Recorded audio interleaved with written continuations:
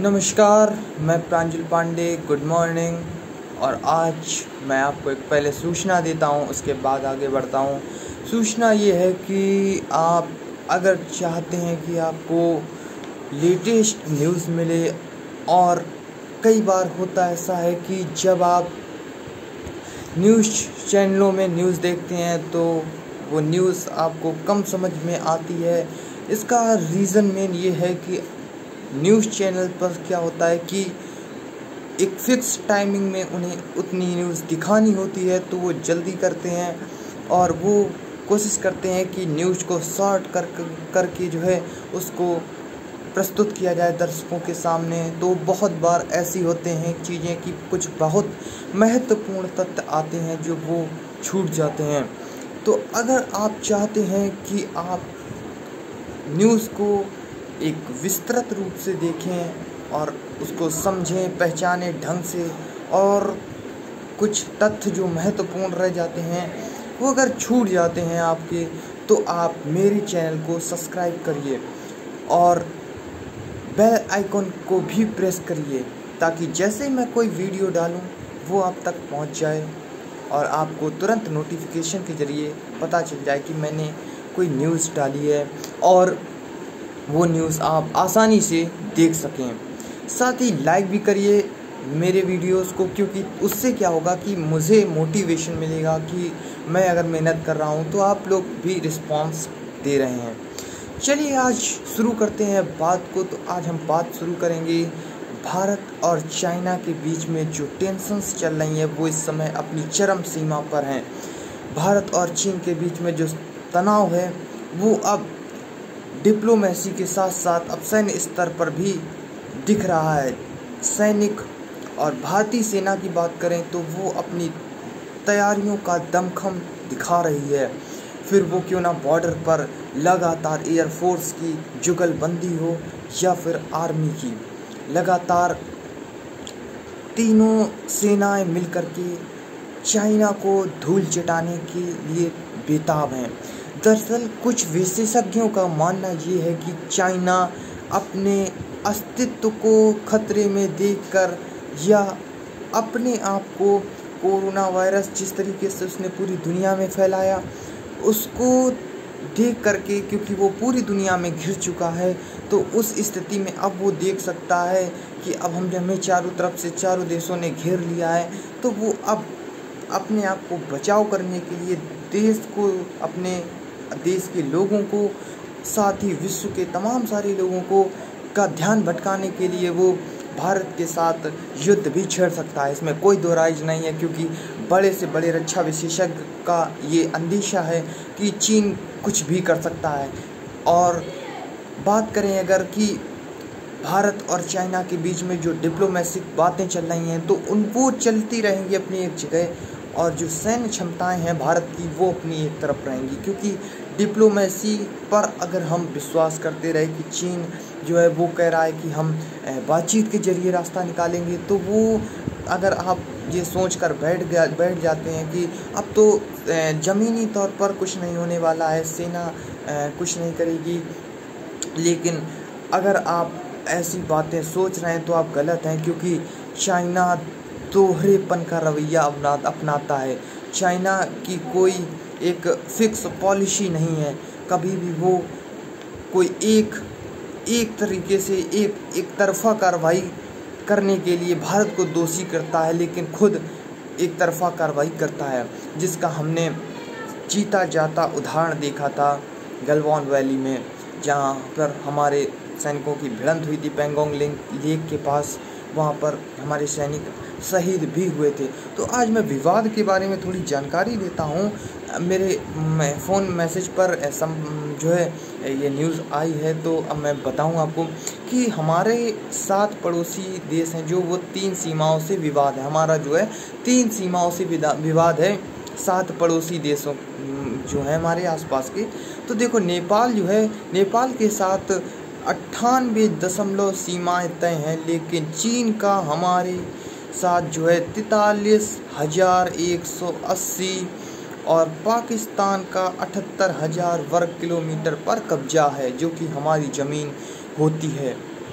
ये तीनों को अगर हम मिला लें, मतलब कि अगर ये तीनों ज़मीनों को मिला लें तो ये जगह जो बनती है वो स्विट्ज़रलैंड की जगह, जो स्विट्ज़रलैंड है उसकी जगह ले लेती है। यानी स्विट्ज़रलैंड के बराबर ये जगह पाई जाती है जो 3 देशों ने कब्जा करके रखा है हमारी ज़मीन पर। तो समझ सकते हैं आप कि स्विट्ज़रलैंड जो है वो बड़ा देश है, हम और वो ज़मीन भारत की अधीन होने के बावजूद भी वो कब्जे में लिए हुए हैं।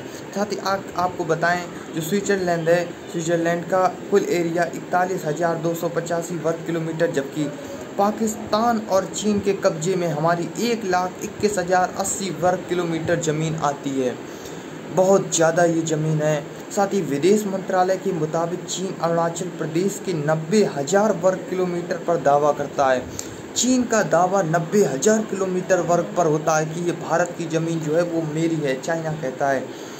साथ ही चीन और नेपाल के साथ सीमा विवाद जो चल रहा है, वो सीमा विवाद जो है उसके जरिए सुलझाने का समझौता है, लेकिन आतंकवाद की वजह से पाकिस्तान से बात नहीं करता है भारत जो है पाकिस्तान के साथ बातचीत नहीं करता है, वो क्योंकि आतंकवाद का गढ़ जो है वो पाकिस्तान है। तो भारत अब बातचीत करना छोड़ दिया है पाकिस्तान के साथ।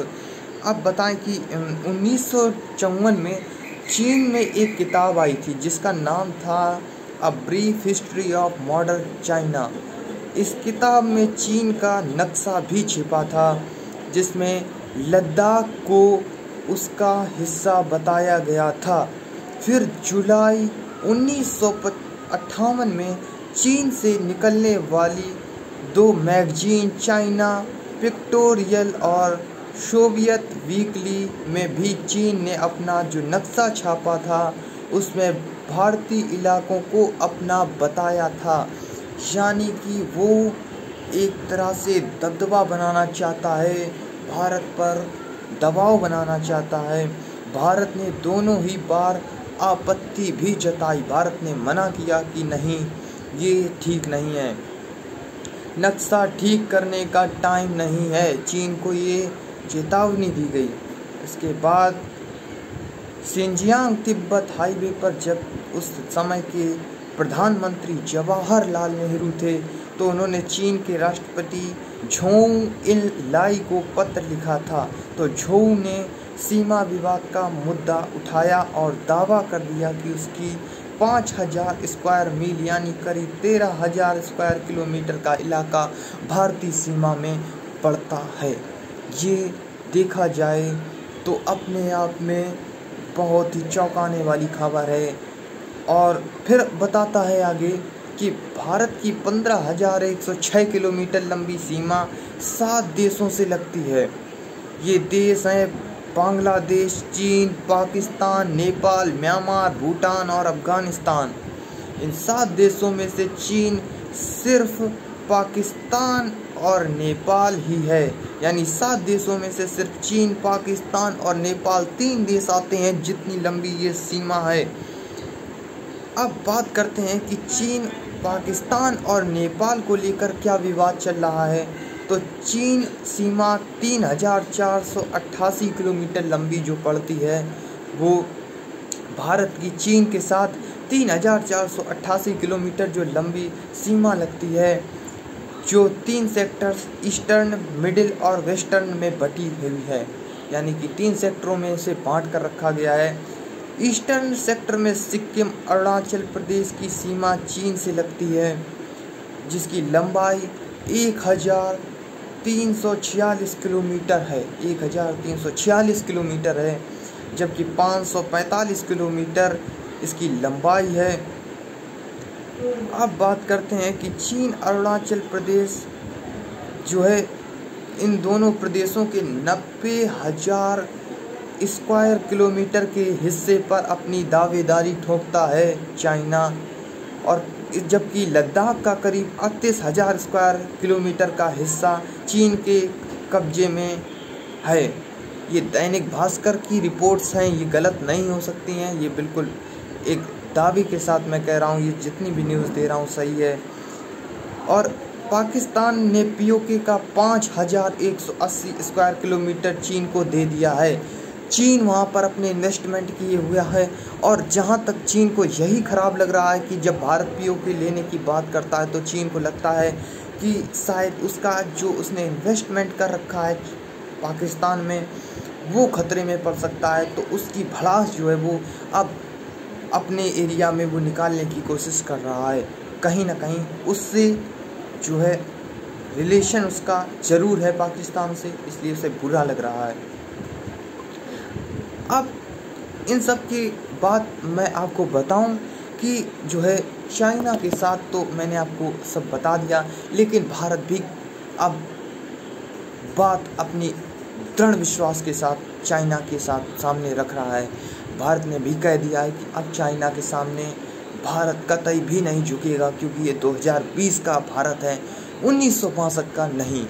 1965 में हिंदी चीनी भाई भाई का नारा लगाते हुए चाइना ने भारत के पीठ पीछे छुरा भोंका था, जिसका खामियाजा हमारे सैनिकों को उठाना पड़ा था और हमें युद्ध का मुंह देखना पड़ा था। लेकिन ये 2020 का भारत, ये नरेंद्र मोदी का भारत है, जिसमें सेना को भी फ्री हैंड छूट दी है। और प्रधानमंत्री जी ने एक भाषण में सीधे तौर पर लद्दाख में कह दिया था कि जो चाइना है उसके विस्तारवादी नीति का अंत हो गया है, क्योंकि अब विकासवादी नीतियां चल रही हैं देश में। और अब चाइना अपने हद में रहे, क्योंकि अगर उसने कोई गुस्ताखी की तो भारत उसका मुंह तोड़ जवाब देगा। नमस्कार।